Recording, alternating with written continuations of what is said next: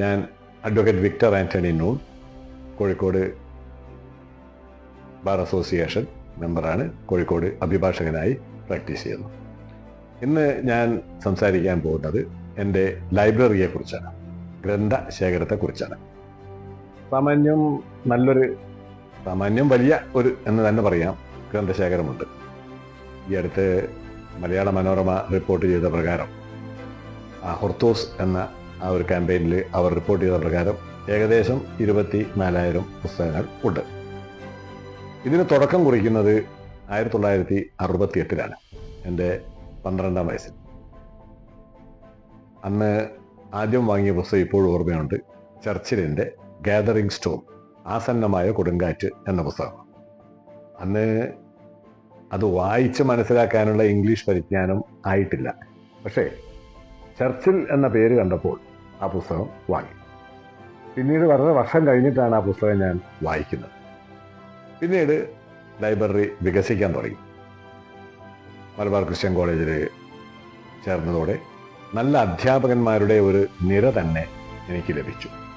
ചരിത്രത്തിൽ professor MP Sreedharan, ഞങ്ങൾ സ്നേഹപൂർവ്വം ശ്രീധരൻ മാസ്റ്റർ എന്ന് വിളിക്കും, അദ്ദേഹം. പിന്നീട് ഇംഗ്ലീഷിൽ മെക്കാഡൻ മാസ്റ്റർ.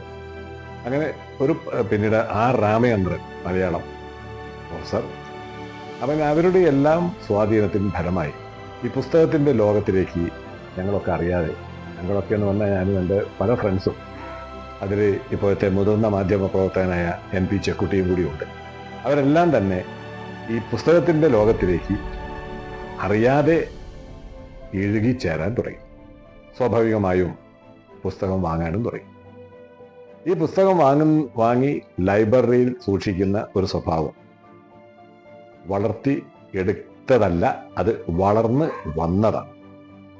വിഷയങ്ങൾ പഠിക്കുമ്പോൾ ആ വിഷയത്തിലെ ആധികാരിക ഗ്രന്ഥങ്ങൾ തേടി പോവുക പതിവാണ്. അന്നത്തെ കാലത്ത് ഗ്രന്ഥങ്ങൾ ലഭിക്കാൻ വളരെ പ്രയാസമാണ്. ലൈബ്രറികളിൽ ഉള്ളതൊന്നും തന്നെ നമുക്ക് സമയത്തിന് ലഭിക്കണമെന്നില്ല. വിഷയങ്ങളെ അനുബന്ധിച്ച് പുസ്തകങ്ങൾ വാങ്ങുന്ന ശീലം തുടങ്ങി.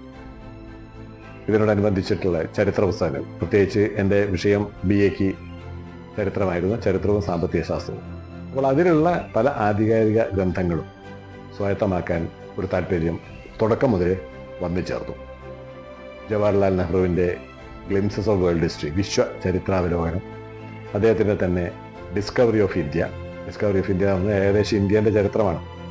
അത്തരത്തിലുള്ള ഗ്രന്ഥങ്ങൾ ലഭിക്കുമ്പോൾ അത് വാങ്ങി സൂക്ഷിക്കാനും വായിക്കാനും തുടങ്ങി.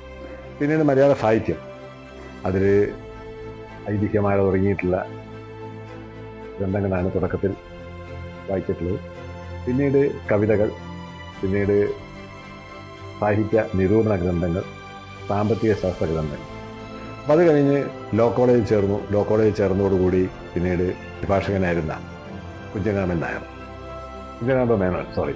മേനോൻ, അദ്ദേഹം നല്ലൊരു വായനക്കാരനാണ്. പക്ഷെ അദ്ദേഹം വായിക്കുന്ന ഗ്രന്ഥങ്ങൾ നമുക്ക് സാധാരണഗതിയിൽ അത്ഭുതം തോന്നും. വളരെ വലിയ നിയമഗ്രന്ഥങ്ങൾ തുടങ്ങി അദ്ദേഹം മിൽട്ടൺ ബൂൺസ് വരെ വായിക്കും. അപ്പോൾ ഒരിക്കൽ ഞങ്ങൾ ചോദിച്ചു, സാർ, ഈ മിൽട്ടൺ ബൂൺസ് വായിക്കുന്നതിനുള്ള ഉദ്ദേശം എന്താണ്? അദ്ദേഹം പറഞ്ഞത്, ഇന്ത്യയിൽ ഒരു അഭിഭാഷകന് കോടതിയിൽ ഇംഗ്ലീഷ് ഭാഷ ഇംഗ്ലീഷുകാർ ഉപയോഗിക്കുന്ന പോലെ ഉപയോഗിക്കേണ്ടി വരും. എന്നാൽ നമ്മുടെ നിത്യജീവിതത്തിൽ നാം ആ ഭാഷ ഉപയോഗിക്കാറില്ല. അപ്പോൾ അവരുടെ നിത്യജീവിതത്തിലെ ഭാഷാ പരിചയം കിട്ടണമെങ്കിൽ നിങ്ങൾ ഇംഗ്ലീഷുകാർ എഴുതിയിട്ടുള്ള മിൽട്ടൺ ബൂൺസിൻ്റെ പൈങ്കിളി സാഹിത്യങ്ങൾ വായിച്ചേ മതിയാവുകയുള്ളൂ. അങ്ങനെ ഈ മിൽട്ടൺ ബൂൺസ് അടക്കമുള്ള ഗ്രന്ഥങ്ങൾ ഞങ്ങൾ വായിക്കാൻ തുടങ്ങി. അത് ഒരു സ്വകാര്യ ഗ്രന്ഥശേഖരമാണെന്ന് വെച്ചിലും ഇത് പൊതുവെ സമൂഹത്തിന് ഉപകാരപ്രദമാവണം എന്നുള്ള ഉദ്ദേശം തന്നെയാണ് എനിക്കുള്ളത്. കാരണം ഇത്രയും വലിയൊരു ഗ്രന്ഥം ഒരു വ്യക്തിക്ക് മാത്രം ഉപയോഗിക്കുന്നത് ശരിയും അല്ല. അതുകൊണ്ട് തന്നെ കേൾവിക്കാർക്ക് ആർക്കെങ്കിലും ഇതുമായി ബന്ധപ്പെടണമെങ്കിൽ, ഗ്രന്ഥങ്ങളുമായിട്ട് പരിചയപ്പെടണമെങ്കിൽ, എന്തെങ്കിലും സംശയ ദൂരീകരണത്തിന് താല്പര്യമുണ്ടെങ്കിൽ എന്നെ ബന്ധപ്പെടാം. അതിന് എൻ്റെ ഇമെയിൽ ID-യും മൊബൈൽ നമ്പറും നൽകുന്നുണ്ട്. എപ്പോൾ വേണമെങ്കിലും എന്നെ വിളിക്കാം. ഇനി വിളിച്ച് ഞാൻ ഫോൺ എടുത്തില്ലെങ്കിൽ തിരിച്ചു വിളിക്കുന്ന ഒരു സ്വഭാവം കൂടി എനിക്കുണ്ട്. അതായത് മിസ് കോൾ ചുവപ്പ് കണ്ടു കഴിഞ്ഞാൽ അടുത്ത ഒഴിവ് വരുന്ന സമയത്ത് തിരിച്ചു വിളിക്കുകയും ചെയ്യും. നന്ദി, നമസ്കാരം.